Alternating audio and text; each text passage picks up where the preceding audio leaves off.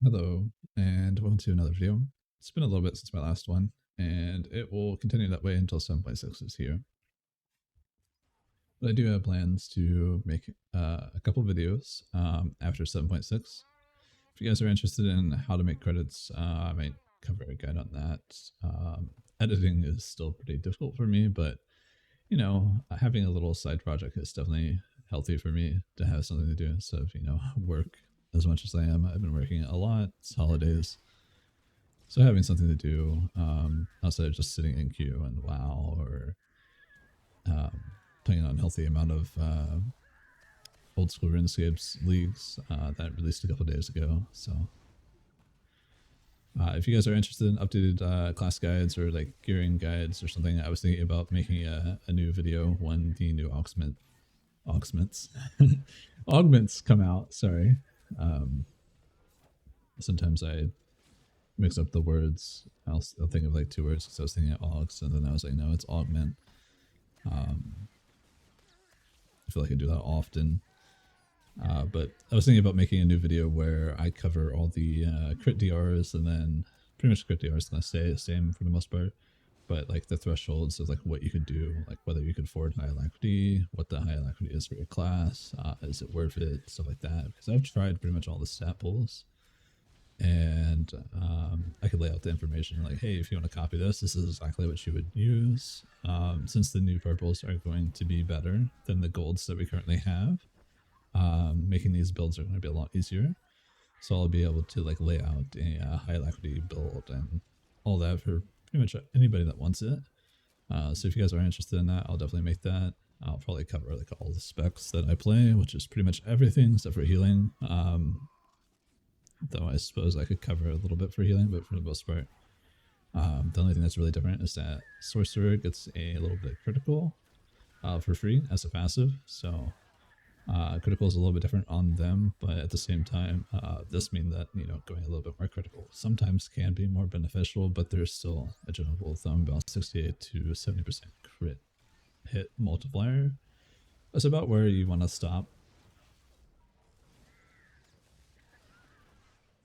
And then they haven't really made any class changes in a while. I was thinking about maybe making a class guide or two, like an updated one, but really the ones that I have aren't really outdated. But I know that for like viewers' sake and for like players that are trying to learn, they would rather see a new video, even if it's the same thing over and over again. Unfortunately, that's just how YouTube works. But if you guys are interested in anything specific, just let me know. I'll be more than happy to casually work on it. I do want to like spend some time to learn how to edit more, but it's a tedium thing for me. I have ADHD, so it's kind of hard for me to focus. I also have restless leg syndrome, so I'm sitting here like antsy as hell at my desk. I know what I know what I want to put, and I just can't like express myself, so it gets a little frustrating. It's just because I just don't know how to use things or how to even describe some of the things that I want to do. Just not good at editing. But I've been trying over the years. There's definitely a lot of things that I've learned over the years that actually has made editing so much faster and so much easier for me. I believe the last video that I did that was like heavily edited was the super long video I have covering all of the defenses and like defensive management for 4v4, AV8, understanding damage reduction, defense chance, and all that stuff for PvP. That's an extremely long video. It's like 2 hours 30 minutes. I did that for I think last Christmas or something like that, or something around there. So if you guys are interested in like defensives and defensive management and like how to counter other defenses, I definitely recommend watching that video. That video is still up to date. It's still relevant. Pretty much everything is still there. Nothing's been removed. And there's not really anything new added. So that video is still up to date.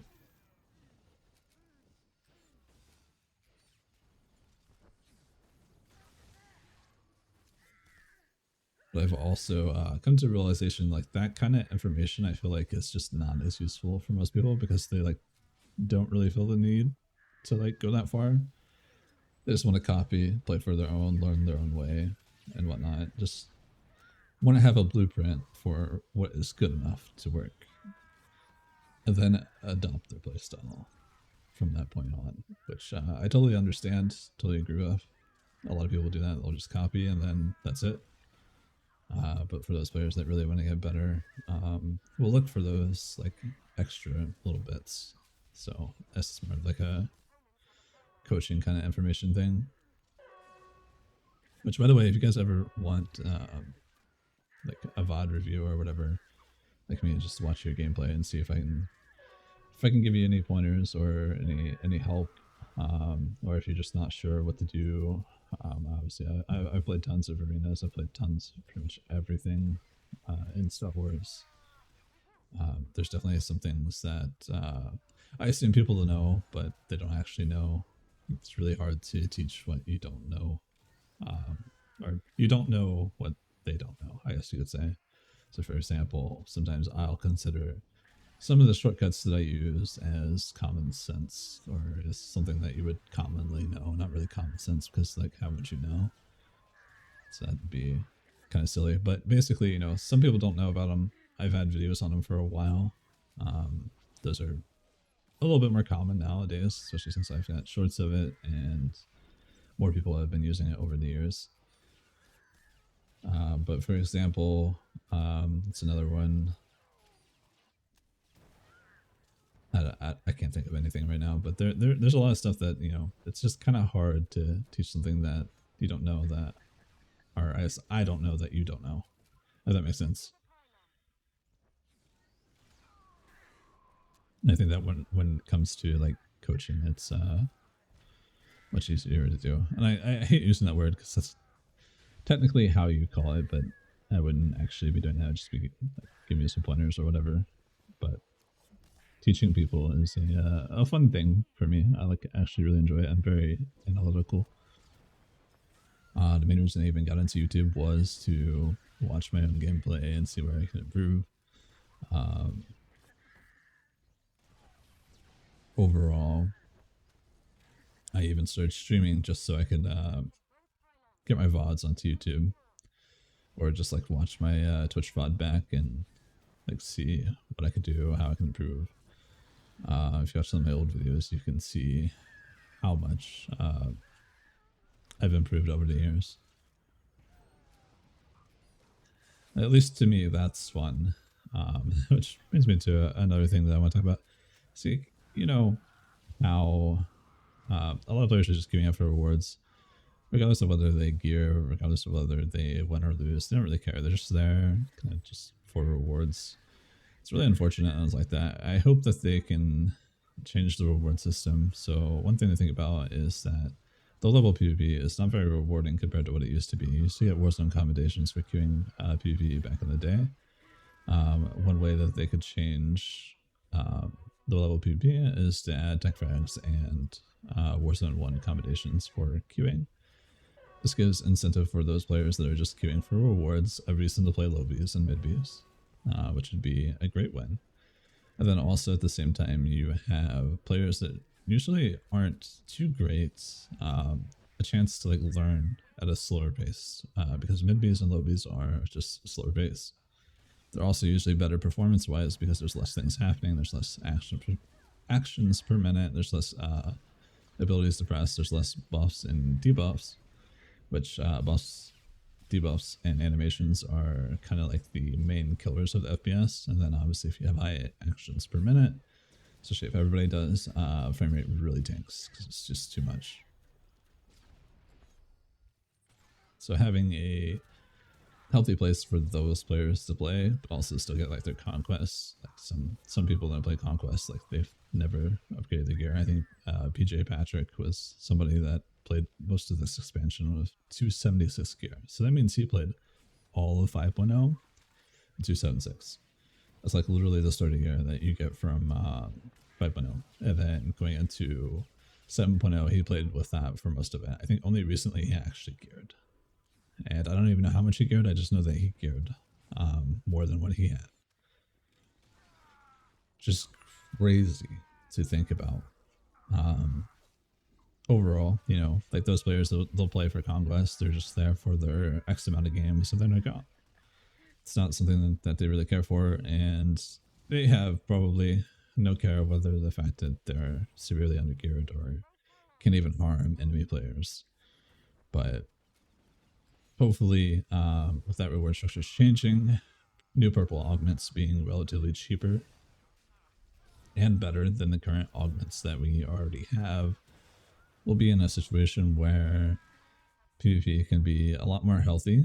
And then we also still have a golden augment to grind for, which is pretty nice.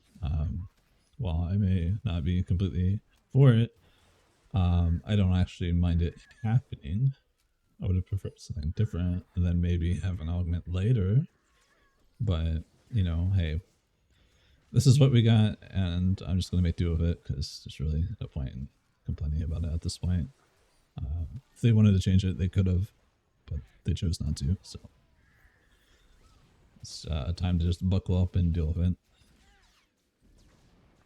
instead of complaining about it and, you know, waiting 2 years for it to get changed. I really think just trying to ask for other PvP things to happen instead. Like, for example, give rewards for low level PvP, change the incentives and change the rewards for max level.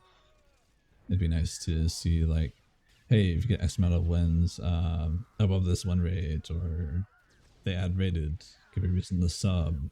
You know, there's a lot of things that they could do to incentivize winning, playing objectives, and also at the same time just changing matchmaking. Even like you could get matchmaking to work completely differently. So for example, if your average damage is always super low and your average healing is always super low and your average protection is always super low, you don't see much combat in general, and you're not really getting objective medals either, so that doesn't mean that if you're like a node defender, you should be weighed a little bit differently into matches. Like obviously eventually win rate should play a pretty important factor, but unfortunately right now a lot of the players that do no damage seem to get bundled together in like MMR, which is not very good. Like I feel like damage players should be a little bit more heavy skewed into playing against each other, and those players that are playing purely objectives should be a little bit more skewed into playing against each other, because then both of the players on both spectrums are actually playing against each other. Because when you have a damage player versus an objective player is playing objectives for free and virtually no resistance other than getting killed. And then when it comes to damage players playing against objective players like probably never gonna really pose a threat, so you're just farming damage for free. It's not a good situation, and both sides are pretty guilty of just free farming the other for an activity that they don't do. It's pretty silly. I would love to see it change. I would love to see rated just come back in general. That'd be a great change. There are some things that I've already thought about to propose changes to PvP and rated, and you know how to monetize PvP as a whole. It'd be really nice to see something like rated PvP come back, and instead of it being a win matches and get like a high number, have it be based off of constantly playing good, and once you get above X amount of rating, you know, win 250 games afterwards. I end up dying here, by the way. It's completely decimated. They all kind of like swap to me and I have nothing. But like, let's say you hit like 1750 or something, just hypothetically, there would be like quite a bit of MMR injection or whatever, like inflation with the elo to actually get to that point. But we would need quite a bit of people playing to actually make that work. Because like, for example, season 12, most players didn't even have 1500. Like I want to say a majority of the top threes actually even went out that weren't even 1500 rated. Just give an example, but if we had rated in a situation that's rewarded constantly playing well instead of just pushing a rating, but having the rating and then constantly farming wins afterwards, people would care less, but also at the same time, rewards would mean more. And that would be a really good way to kind of like have it as on set it and forget it mode. Anyway, I hope you guys have a wonderful rest of your day. I'll catch you guys again soon.